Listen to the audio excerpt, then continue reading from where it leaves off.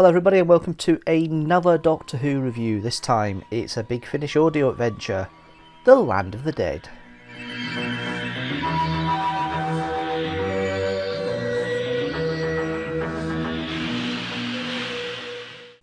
This is an audio review for an audio adventure, so you guys on YouTube are seeing only still images. But yes, I am reviewing the fourth Big Finish monthly adventure, The Land of the Dead, starring Peter Davison as the Fifth Doctor and Sarah Sutton as Nyssa. So the Doctor and Nyssa end up in Alaska, initially 1964, when the TARDIS is hovering and they get passed by a yellow plane as it's escaping from what looks like a fire down below. The TARDIS then disappears and reappears in 1994 with the same energy signal they picked up in 1964. They end up going to a house that's been created by Sean Bret, a very rich businessman whose father was a leader of an expedition for some archaeological digs back in the 60s. And Bret has come back to create a temple to the Arctic and Alaska in that time frame, and the Doctor and Nyssa end up at the base and meet up with some of the other people in there. You've Chulong, a half Koyokan, and Gaborik, who is a full Koyokan, the local tribe in Alaska, and Monica Lewis, who is a designer who's been designing different rooms in this mansion for the past 3 years, all based around the elements. One's an earth room, one's a stone room, one is an ice room, one is a bone room, and one's a timber room. So all the different elements and nature of Alaska in that area. When they arrive, the Doctor and Nyssa are given a bit of hospitality by Bret when they first turn up, and then end up going into the bone room and finding a bone that seems to be a bit hot and becoming alive, and they find out that it's actually some very ancient creatures from 235 million years ago that are coming alive through the energies of the rooms, especially the sea room, which is where some of the main action comes from. And the story is basically an adventure that works around this monster becoming more sentient, ending up killing Gaborik at one point and Bret near the end of the story, and the Doctor and Nyssa and the others trying to figure out what's wrong and trying to solve the mystery and try and find out where these creatures came from. And they're called Permians in this story because they come from the Permian era, and they seem to be able to evolve through the energies of the Earth, and they seem to evolve through the absorption of tissues of other creatures and beings, including Gaborik and Bret. And that's research is important for the story. The other underlying plot is the relationship between Bret and Chulong. Both their fathers were part of the original expedition in 1964. Chulong's father died, Bret's father escaped, and there was a kind of frisson between them throughout the whole adventure. It was found out that Chulong's father actually stopped the Permians, and Bret's father escaped. It was insinuated like a coward. But the frissons between them two, that's another subplot you've got of the story. But they end up stopping the Permians at the end by using fire on the house and killing them all that way, because it seems to be the only way of stopping them. So that is the basis of the story, and that's the basis of the whole setup for this. There seems to be some sort of energy field that's influencing people with going mad and at various points, which is interesting. It's a strange little story. It kind of works on audio because you got the senses with the audio coming through to try and think things through, and the way the audio adventure works. It's the first one that's nearly 2 hours, which is good since Sires of Time, because the previous two were about an hour and a half. So they're starting to get the scripts in line with the length you expect for the audio adventures going forward. And it's not a bad little tale to have the main characters in, and we'll go through some of the characters here and just discuss them in a bit more detail. You've got the Doctor, played by Peter Davison. So the Doctor here, this adventure is set between Time Flight and Arc of Infinity, so it's kind of early-ish Peter Davison Doctor. And this is the first development of a relationship that does develop over time between Doctor and Nyssa, with more adventures, because it is insinuated they have adventures in between the two seasons, season 19 and 20, and this is the first start of it. Sarah Sutton is one of the longest serving actresses of the companions in the series. Her and Sophie Aldred share the spoils with the most adventures on the monthly range that they appear in. I think Sarah Sutton is slightly more than Sophie Aldred, actually, only just, but I think she is slightly more overall. But the Doctor character with Peter Davison, it's very much the Doctor of season 19, season 20. Inquisitive. The thing with the Fifth Doctor sometimes is hard to pin down, and I think this is the very nice Doctor, the friendly Doctor, the Doctor that the character I kind of love from the Fifth Doctor, the kind of charming, friendly Doctor. The thing is, this time round, his age doesn't go against him. His intelligence kind of shines through and kind of influences some of the other characters, and his reasoning comes through, because the Fifth Doctor sometimes wasn't taken seriously by some of the people he comes across in the television series because of his age and his looks. In this one, he's more taken seriously. His knowledge and his experience works well, but the only problem is half the characters are going mad at times, including Nyssa at one point. So it is difficult for him to get a purchase and have a discussion with these people properly. You've then got Nyssa, played by Sarah Sutton. It is a riff on the Nyssa that we know of the TV series. It's an interesting start here, because obviously these early adventures, the actors themselves are playing on the characters as they were from the television series.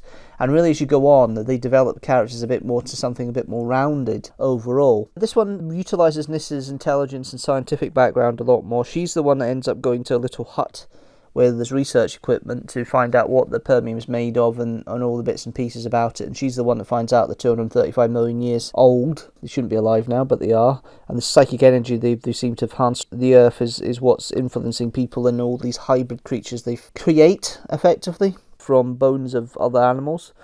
It's an interesting concept with Nyssa. Nyssa is a little bit of damsel in distress at some points, but Nyssa's interesting point in this story is the fact that she gets influenced rather early and rather quickly from the influence of the Permian creature, which is the first insinuation in this setup of her telepathic abilities, because Nyssa's telepathic abilities are explored quite a bit in the Big Finish Orders, and this is the first time, and I think it's her telepathic abilities that influence her initially with this, because she seems to be feeling very unwell in the first couple of episodes because of that, which was interesting to see and hear. But she becomes more of a hostage situation, and Chulong, one of the other characters, thinks her as a spirit guardian, because she obviously gives a bit of past knowledge about what happened in 1964 when they passed Bret's father's plane in the TARDIS then. It's lovely played by Sarah Sutton. Overall, it's a lovely little characterisation from Sarah Sutton. She plays it solidly. You then got Monica Lewis, played by Lucy Campbell. Monica Lewis is very self-serving. She's an artist. She's an interior designer. She's very focused on her work, but she's got a very sardonic wit, very sharp wit. She's a bit petulant at times. It's interesting, these quips she comes every so often, because it's kind of like a frustration point that's coming out, and it's kind of like her frustrations are coming through, and it's difficult to convey on there. I don't think the Doctor's really fully annoyed with her, but you get the sense he's getting a little bit bristling with her at times in regards to some of the comments she makes when she hangs about with him for most of the story. But Lucy Campbell works with what she's got really well. It does work quite well, and it's a great little role. You've then got Sean Brett, played by Christopher Scott, who is the main fundraiser.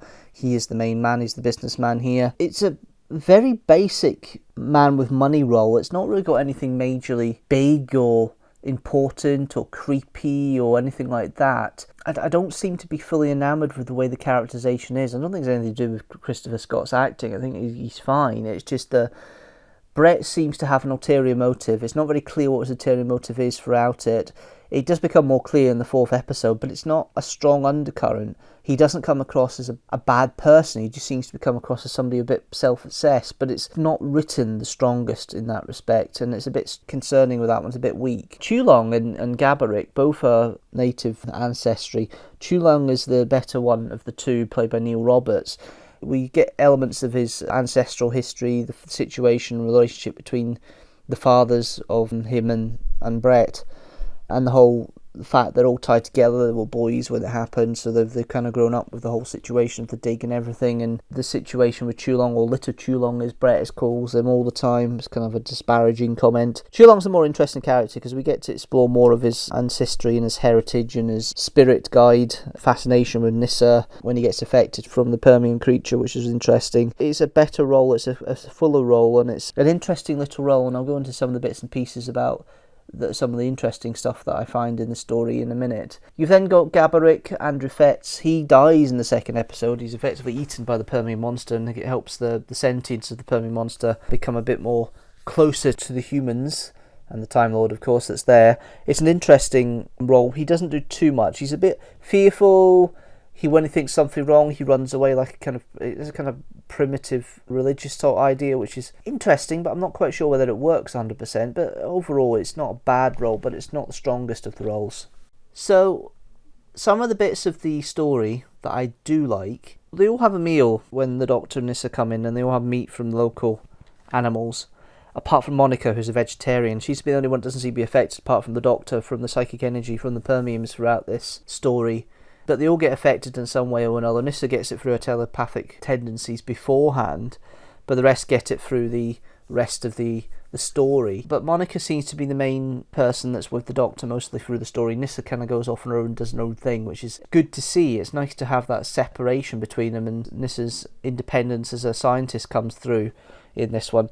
Nyssa's scientific side isn't really utilised that much in Doctor Who in that era. She does help out a bit in Arc of Infinity, and obviously her scientific side is there in Terminus, but Nyssa's scientific background isn't used as often as it could be in the TV series. It's developed a lot in the audio dramas, and this is the first example of her using all the equipment, which she calls primitive, in that extra hut that her and Chulong go to do some research about the creatures that the Doctor gets a sample of from one of the tales of the creatures at one point. Then we have the interesting thing about the monster itself changing and evolving as time goes on. It kind of starts evolving from the creatures that are in the sea room. It then starts to develop its evolution a bit more with Gaborik being devoured and killed, and it's the fact that it seems to be changing its stance. It's a bit more lizard-like to start with, and then it's a bit more upright as it's eaten Gaborik. So it's kind of the development of the creature. It's obviously a very dangerous creature, and if it gets out and gets into the world, it becomes a very sentient creature, very dangerous creature very quickly.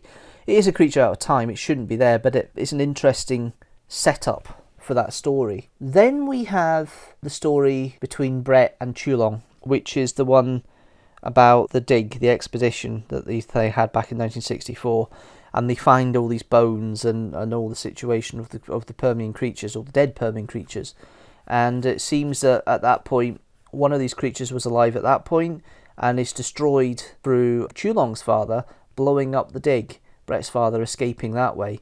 But there's a kind of frisson between the two of them throughout the story, Bret and Chulong, because Chulong wants to find the truth. Bret thinks he knows the truth and has gone a bit mad with all the influence here. I think he's got a form of PTSD, to be fair, with the whole fact of losing his father at 12 years old. I can maybe understand that. So it's interesting how it all works out with those two and the frisson between it. It ties into the story because effectively it shows that the creatures were there in 1964, and how they were stopped then is how they're stopped now, by fire. The fact that the creature doesn't like synthetic stuff, it's slowed down by the synthetic stuff, that's an interesting point. I quite like that. The thing that Chulong thinks that Nyssa is a spirit guide, which is interesting, because Nyssa gives a bit of information about the plane when Chulong's talking about the situation with his father being killed back in 1964. Chulong then gets into the idea that thinking that Nyssa is a spirit guide, and then Nyssa's use as basically bait and a way of protecting people, of using Chulong to come along to Bret to the dig site when Bret says to go to the dig site later on in the story, and she's used that way for it. It's an interesting fact that he realises that, you know, that he thinks that Nyssa is going to be a good influence on him. If you put it that way, it's going to be a good influence for him. It's interesting how that comes about.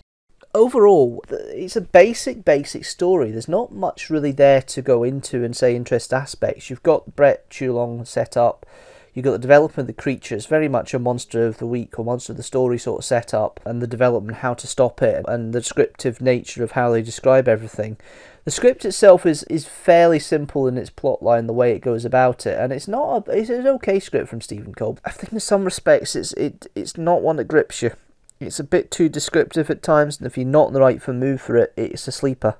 A little bit of a sleeper, which isn't fun.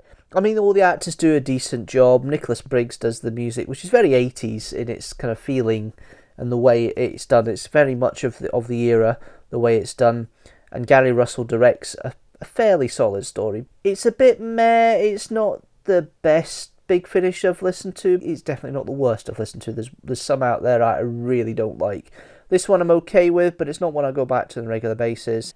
And overall, I would give this a rating of 3 TARDISes out of 5. So where does that rate with all the stories I reviewed for the Big Finish audio adventures so far? The Land of the Dead is the first 3 TARDISes out of 5 story.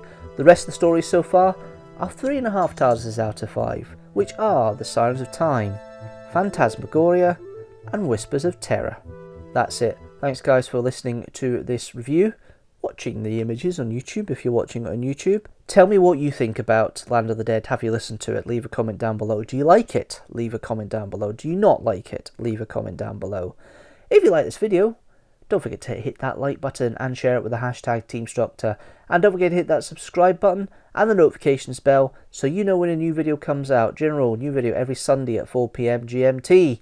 But if you want to support the channel even more, you can go to the Patreon at patreon.com/Deanstructor. For as little as £1 a month or $1 a month, you can help support the channel. So just go to patreon.com/Deanstructor. I am back on Sunday with 6 facts on William Shakespeare at 4 PM GMT. Hopefully you can join me for that.